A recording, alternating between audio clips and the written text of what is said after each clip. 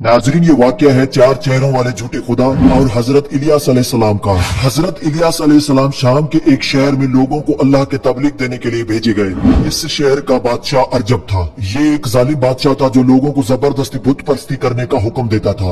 ये लोग चार चेहरों वाले एक बुत की पूजा किया करते थे। ये बुत 20 गज लंबा था और इसको सोने से बनाया गया था। उस बुत में से शैतान की आवाज आती थी जो लोगों को कुफर और शिर्क की दावत देता था। हजरत इलियास अलैहिस्सलाम ने जब लोगों को इस गुनाह के अंदर मुत्तला देखा तो आपने लोगों को अल्लाह के अजाब से डराया और अल्लाह की इबादत का हुक्म दिया, मगर इन लोगों ने आपकी बात न मानी। जब जालिम बादशाह को पता चला कि हजरत इलियास अलैहिस्सलाम लोगों को अल्लाह की तबलीग दे रहे हैं तो उसने आपके कत्ल का हुक्म जारी कर दिया। हजरत इलियास अलैहिस्सलाम पहाड़ों में रूपोश हो गए। अल्लाह ने पहाड़ों, जानवरों और दरियाओं को आपके लिए मुसख्खर कर दिया। आप 10 साल तक इन्हीं पहाड़ों में रहे। एक दिन आपने अपने एक शागिर्द को अपना खलीफा मुकर्रर किया जो लोगों को बादशाह से छुप छुप के अल्लाह की तबलीग करता रहा। 10 साल बाद अरजब एक सख्त बीमारी में मुब्तला हो गया।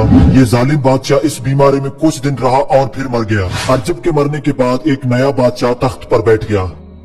नाज़रीन, हम आपको यहाँ बताते चले कि इस कौम ने उस चार मुंह वाले बुत के 400 झूठे नबी भी बनाए थे। जब हजरत इलियास अलैहिस्सलाम को अरजब बादशाह के मरने की खबर मिली तो आप एक दफा फिर से इस कौम की तरफ वापस आ गए और इस नए बादशाह को भी अल्लाह की वहदानियत की दावत दी। हजरत इलियास अलैहिस्सलाम ने कहा कि ये बुत जिसकी तुम पूजा करते हो ये तुम्हारा खुदा नहीं है। तो ये बादशाह गुस्से से आग बगूला हो गया और आपको बुरा भला कहने लगा।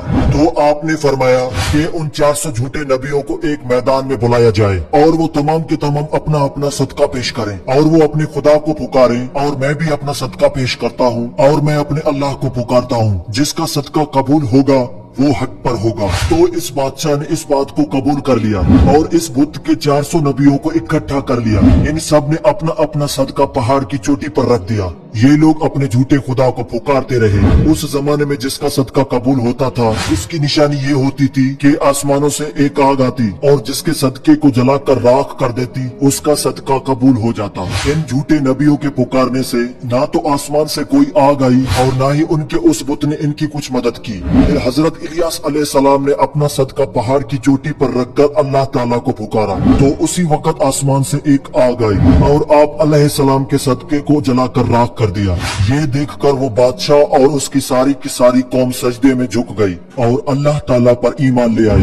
ये कौम आपकी वफात तक ईमान पर कायम रही। आपने उनके 4 सिरों वाले झूठे खुदा के चारों सिरों को तोड़ दिया और इस तरह इस कौम में बुत परस्ती का खात्मा हुआ। दोस्तों, ऐसे ही वाकयात जानने के लिए हमारे YouTube चैनल को सब्सक्राइब करें और हमारे पेज को फॉलो करें।